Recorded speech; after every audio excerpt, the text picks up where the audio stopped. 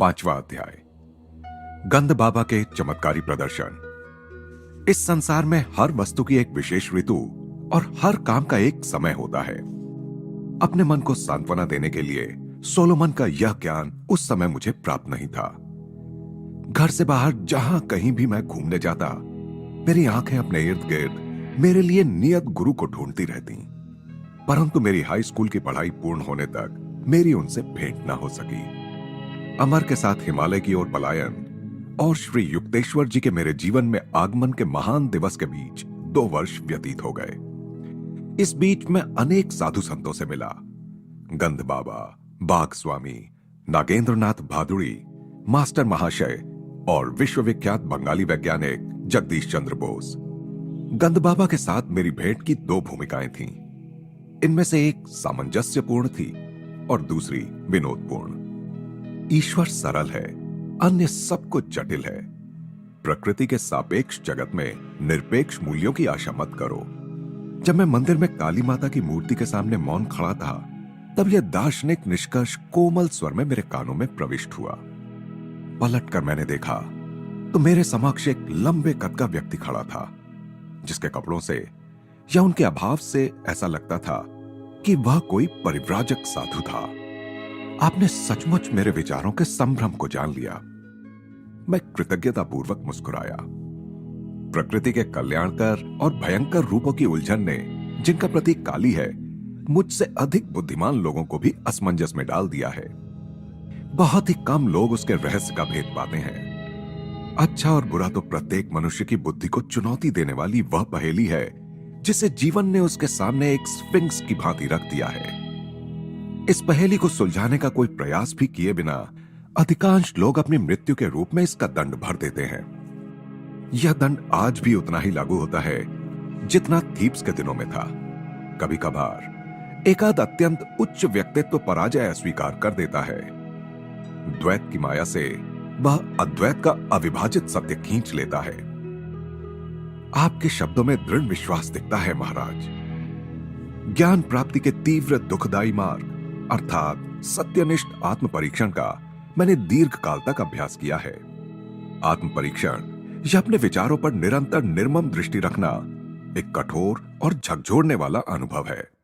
यह बलवान से बलवान अहंकार को भी चूर चूर कर देता है, परंतु सच्चा आत्मविश्लेषण गणित के नियमों की भांति सिद्ध पुरुष उत्पन्न करने का कार्य करता है।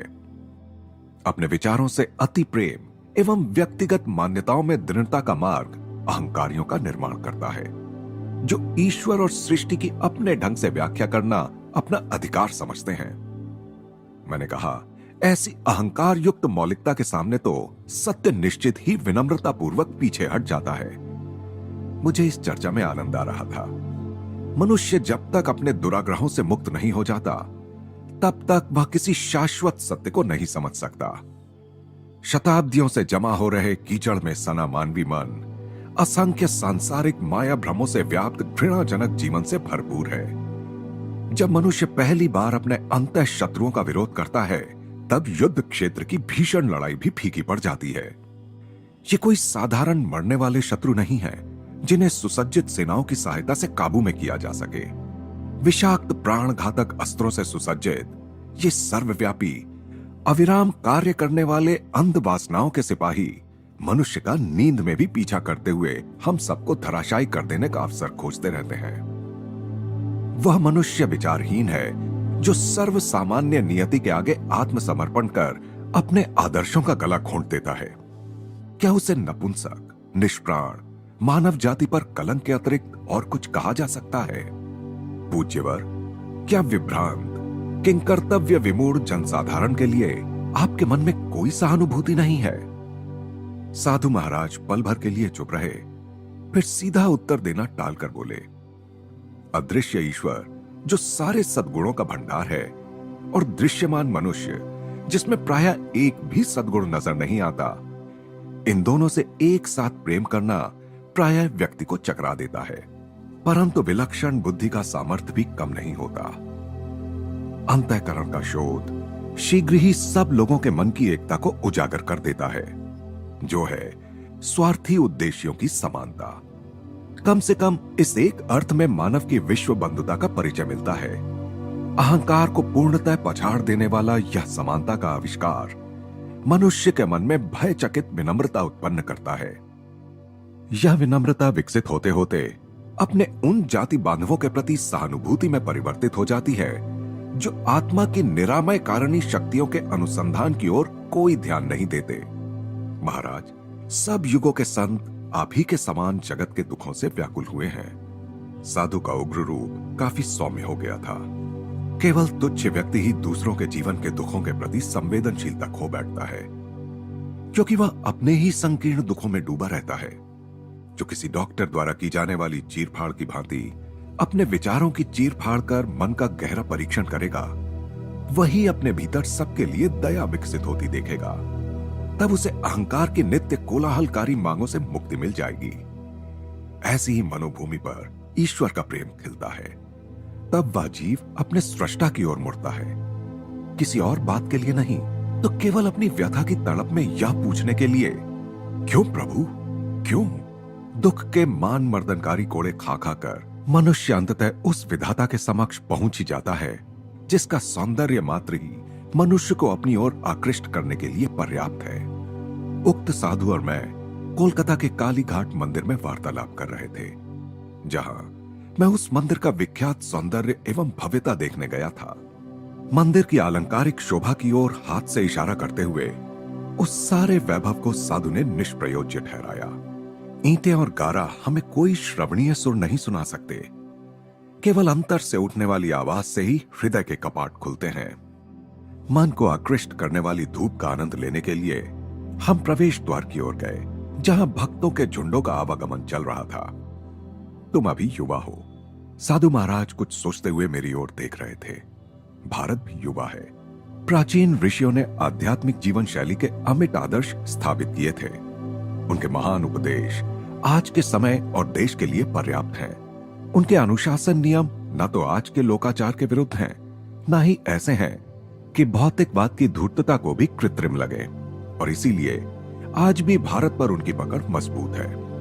लज्जित पंडितगण जितने काल का हिसाब लगा सकते हैं, उससे भी कहीं अधिक काल से, सहस्राब्दियों से संशयशील समय ने वेदों की योग्यता की पुष्टि की है। इन्हें अपनी विरासत के रूप में ग्रहण करो। जब मैं इस वाक्पटु साधु से सविनय विदा ले रहा था, तब उन्होंने एक अतीन्द्रिय अनुभूति मुझे बताई। यहां से जाने के बाद तुम्हें आज एक असाधारण अनुभव होगा। मंदिर के अहाते से बाहर निकलकर मैं निरुद्देश्य यूं ही चलने लगा। मुड़कर दूसरे एक रास्ते पर बढ़ा ही था कि एक पुराने परिचित से भेंट हो गई। ये महाशय उन महाभागों में से एक थे जिनकी संभाषण शक्ति समय की ओर कोई ध्यान न देते हुए अनंत काल का आलिंगन करती है। उसने वचन दिया, मैं तुम्हें जल्दी ही छोड़ दूंगा यदि तुम मुझे वह सब बता दो जो हमारे बिछुड़ने के बाद के वर्षों में घटा है।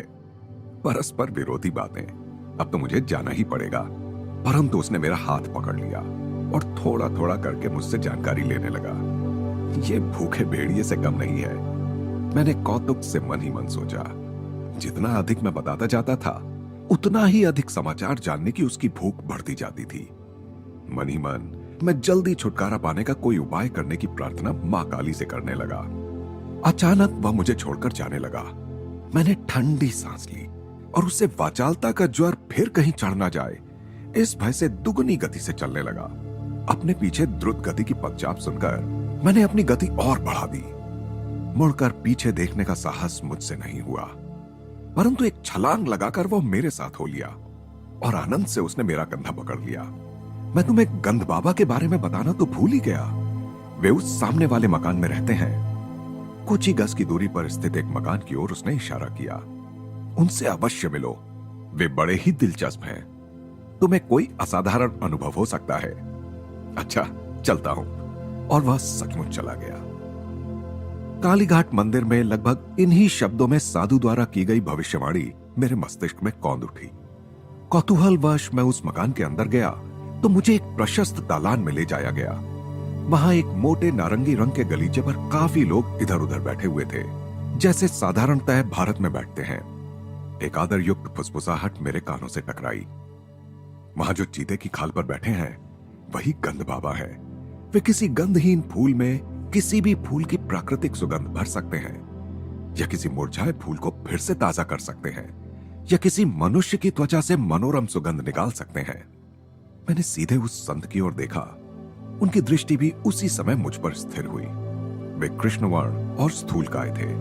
उनके चेहरे पर दाढ़ी थी और आंखें बड़ी बड़ी तथा तेजस्वी थीं। बेटा, तुम्हें देखकर मैं प्रसन्न हुआ। बोलो, तुम्हें क्या चाहिए? कोई सुगंध चाहिए? किस लिए? मुझे उनकी बातें बचकानी सी लगी। चमत्कारपूर्ण ढंग से सुगंध का आनंद लेने के लिए, सुगंध बनाने के लिए भगवान का उपयोग, तो उसमें क्या है? भगवान वैसे भी सुगंध तो बनाते ही हैं। जी हां, परंतु वे हर बार ताजा सुगंध लेने के लिए और लेने के बाद फेंक देने के लिए फूलों की कोमल पंखुड़ियों रूपी शीशियों का निर्माण करते हैं। क्या आप फूलों का निर्माण कर सकते हैं? हां, परंतु साधारणतः मैं सुगंध ही निकालता हूं। तब तो इत्र के कारखाने बंद हो जाएंगे। मेरी ओर से उन्हें अपना धंधा करते रहने की अनुमति है। मेरा अपना उद्देश्य तो केवल ईश्वर की शक्ति दिखाना है। महाराज, क्या ईश्वर की शक्ति का प्रमाण देना आवश्यक है? क्या वे सकल विश्व में सर्वत्र अपने चमत्कार नहीं कर रहे हैं? कर रहे हैं, परंतु उनकी अनंत सृजनात्मक विविधता में से कुछ तो सृजनात्मकता हमें भी प्रकट करनी चाहिए। यह सिद्धि प्राप्त करने में आपको कितना समय लगा? 12 वर्ष। दैवी शक्ति से केवल सुगंध बनाने के लिए? हे महात्मन, मुझे तो लगता है उन सुगंधों के लिए आपने 12 वर्ष व्यर्थ कमा दिए, जिन्हें आप किसी भी फूल वाले की दुकान से कुछ ही रुपयों में प्राप्त कर सकते हैं। फूलों की सुगंध उनके साथ ही चली जाती है, मृत्यु के साथ भी सुगंध चली जाती है। मैं किसी ऐसी सुगंध की कामना क्यों करूं जो केवल शरीर को सुख देती है? दार्शनिक महाशय, तुमने मेरे मन को प्रसन्न कर दिया। अब अपना दाहिना हाथ आगे बढ़ाओ। उन्होंने आशीर्वाद मुद्रा में अपना हाथ उठाया। मैं गंध बाबा से कई गज दूर था। कोई अन्य व्यक्ति भी मेरे इतने निकट नहीं था कि मेरे शरीर का स्पर्श कर सके। मैंने अपना हाथ आगे बढ़ाया, जिसे उस योगी ने छुआ तक नहीं। कौन सी सुगंध चाहिए? गुलाब। तथास्तु। मेरे आश्चर्य का ठिकाना ना रहा जब मेरी हथेली के मध्य से गुलाब की मधुर सुगंध तीव्रता के साथ निकलने लगी। मैंने मुस्कुराते हुए पास ही की एक फूलदानी से एक गंधहीन श्वेत पुष्प निकाल लिया। क्या इस गंधहीन फूल में चमेली की सुगंध भरी जा सकती है? तथास्तु। तत्क्षण उस फूल से चमेली की सुगंध उठी। मैंने चमत्कारी संत का धन्यवाद किया और उनके एक शिष्य के पास जाकर बैठ गया। उस शिष्य ने मुझे बताया कि गंध बाबा ने, जिनका नाम स्वामी विशुद्धानंद था, तिब्बत के एक योगी से अनेक आश्चर्यजनक सिद्धियां प्राप्त कर ली थीं। उसने मुझे यह भी बताया कि उस तिब्बती योगी की आयु 1000 वर्ष से अधिक थी। उस महान गुरु के शिष्य गंध बाबा हमेशा ही केवल साधारण उच्चारण से सुगंध निर्माण नहीं करते, जैसा तुमने अभी देखा। शिष्य के बोलने में अपने गुरु के प्रति गर्व प्रकट था। व्यक्ति के स्वभाव के अनुसार वे भिन्न भिन्न पद्धतियां अपनाते हैं। बाबा असामान्य हैं। कोलकाता के अनेक पढ़े लिखे लोग उनके शिष्य हैं। मैंने मन ही मन निश्चय किया कि मैं उन शिष्यों की संख्या में अपने को जोड़कर उस संख्या की और अधिक वृद्धि नहीं करूंगा। गुरु का अक्षरशः असामान्य होना मेरे मन के अनुकूल नहीं था। विनम्रता से गंध बाबा का अभिवादन कर मैं वहां से निकल पड़ा। घूमते घूमते घर जाते हुए मैं उस दिन की 3 विविधतापूर्ण घटनाओं के विषय में सोच रहा था। मैंने जैसे ही घर के द्वार से अंदर प्रवेश किया, मेरी बहन उमा सामने ही खड़ी थी। क्या बात है, आजकल तुम इत्र के बड़े शौकीन बनते जा रहे हो? बिना कुछ बोले मैंने अपना हाथ बढ़ाकर उसे सूंघने का इशारा किया। कितनी मोहक गुलाब की सुगंध, और यह असाधारण रूप से तीव्र भी है। यह सोचते हुए कि यह तीव्र रूप से असाधारण है, मैंने चुपचाप दैवी रूप से सुगंधित किया गया फूल उसकी नाक के नीचे रखा। ओह, चमेली मुझे बहुत पसंद है। उसने फूल छीन लिया। जिस फूल के विषय में उसे अच्छी तरह ज्ञात था कि वह गंधहीन होता है, उसी फूल में से चमेली की सुगंध आते देखकर जैसे जैसे वह उससे सूंघती जाती थी, वैसे वैसे उसके चेहरे पर विनोदी लगने वाले संभ्रम के भाव प्रकट होते जाते थे।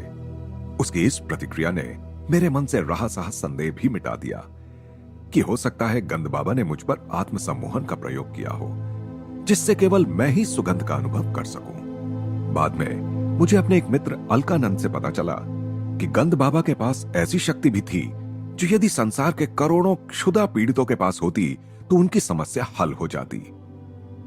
बर्दवान में गंद बाबा के घर में उस समय सैकड़ों लोगों में मैं भी उपस्थित था।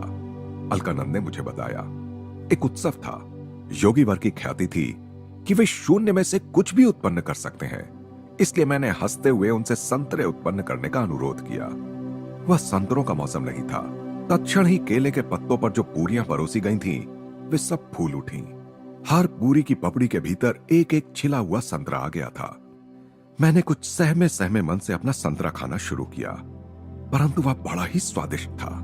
कई वर्षों बाद आत्म साक्षात्कार के बल से मैं गंद बाबा के चमत्कारों के रहस्य को जान गया। खेद इस बात का है कि वह विधि विश्व के क्षुधार्त मानव झुंडों की पहुंच से बाहर है। मनुष्य को शब्द, स्पर्श, रस, रूप, गंध की जो विभिन्न इंद्रियानुभूतियां होती हैं, वे इलेक्ट्रॉन्स और प्रोटॉन्स की स्पंदनात्मक विविधता के कारण होती हैं। उनके स्पंदनों को पंच प्राण नियंत्रित करते हैं। ये पंच प्राण आणविक ऊर्जाओं से भी सूक्ष्मतर होते हैं और प्रज्ञा युक्त 5 विशिष्ट संवेदी तन्मात्राओं से युक्त होते हैं। गंद बाबा कुछ यौगिक प्रक्रियाओं के बल से इस प्राण शक्ति के साथ समरस होकर प्राण कणिकाओं की स्पंदन रचना में परिवर्तन लाने में और इस प्रकार इच्छित परिणाम प्राप्त करने में समर्थ थे। उनके गंध, फल और अन्य चमत्कार केवल सम्मोहन द्वारा उत्पन्न आंतरिक संवेदन नहीं होते थे, बल्कि लौकिक स्पंदनों के वास्तव में मूर्त रूप होते थे। सम्मोहन विद्या को डॉक्टरों द्वारा छोटी छोटी शल्य क्रियाओं में उन लोगों पर प्रयुक्त किया गया है जिनके लिए बेहोशी की दवाएं खतरनाक हो सकती हैं, परंतु जिन पर बार बार सम्मोहन का प्रयोग किया जाता है उनके लिए यह हानिकारक होता है। इसका हानिकारक मनोवैज्ञानिक परिणाम कालांतर में मस्तिष्क की कोशिकाओं की रचना में गड़बड़ उत्पन्न कर देता है। सम्मोहन दूसरे की चेतना के क्षेत्र में अनाधिकार प्रवेश है। इसके अस्थायी आभासों में और ईश्वरानुभूति संपन्न पुरुषों द्वारा किए गए चमत्कारों में कोई समानता नहीं है। ईश्वर में जागृत हुए सच्चे संत नित्य सृजन करने वाले उस विराट स्वप्न दृष्टा के साथ अपनी इच्छा को मिलाकर इस स्वप्न सृष्टि में परिवर्तन करते हैं। जैसे चमत्कारों का प्रदर्शन गंद बाबा करते थे, वैसे चमत्कार दिखाने से लोग आकर्षित तो होते हैं, परंतु आध्यात्मिक दृष्टि से उनका कोई लाभ नहीं होता। मनोरंजन के अतिरिक्त उनका कोई प्रयोजन नहीं होता। अतः ईश्वर की यथार्थ खोज से ये साधक को पथच्युत कर देते हैं। असाधारण शक्तियों के आडंबरपूर्ण प्रदर्शन की सिद्धजनों ने निंदा की है। फारस के संत अबू सईद ने जल, हवा और अंतरिक्ष पर अपनी चमत्कारी शक्तियों की सत्ता का अभिमान करने वाले कुछ फकीरों का उपहास किया था। अबू सईद ने सौम्यता से उपहास करते हुए कहा था, मेंढक भी पानी में आराम से रह सकता है, चील कौवे आसानी से हवा में उड़ सकते हैं, शैतान पूर्व में भी है और पश्चिम में भी। सच्चा मनुष्य वह है जो समाज में सदाचार का पालन करता हुआ रहता है और क्रय विक्रय करते हुए भी कभी एक क्षण के लिए भी ईश्वर को नहीं भुलाता। एक अन्य अवसर पर इस महान फारसी संत ने धार्मिक जीवन के विषय में अपना मत इस प्रकार व्यक्त किया था, अपने दिमाग में जो कुछ है, स्वार्थनिष्ठ इच्छा आकांक्षाएं, उसे निकाल देना। हाथ में जो कुछ है उसका मुक्त रूप से दान करना। आपत्तियों के आघात से कभी भी विचलित ना होना। ना तो कालीघाट के निष्प्रह महात्मा और ना तिब्बत से प्रशिक्षित योगी ही मेरी गुरु प्राप्ति की तीव्र इच्छा को संतुष्ट कर सके। किसी का आध्यात्मिक स्तर पहचानने में मेरे हृदय को शिक्षित करने की आवश्यकता नहीं थी। जब भी किसी सचमुच उदात्त व्यक्तित्व का सामना होता, तब मेरा हृदय धन्य धन्य कर उठता। यह धन्य धन्य और भी गूंजने वाली होती, क्योंकि यह कभी कभार ही और वह भी अंतरतम गहराइयों से उठती। अंततः जब अपने गुरु से मेरा साक्षात्कार हुआ, तब उन्होंने केवल उदाहरण की अत्युच्चता के द्वारा ही मुझे सच्चे पुरुष का परिमाण सिखाया।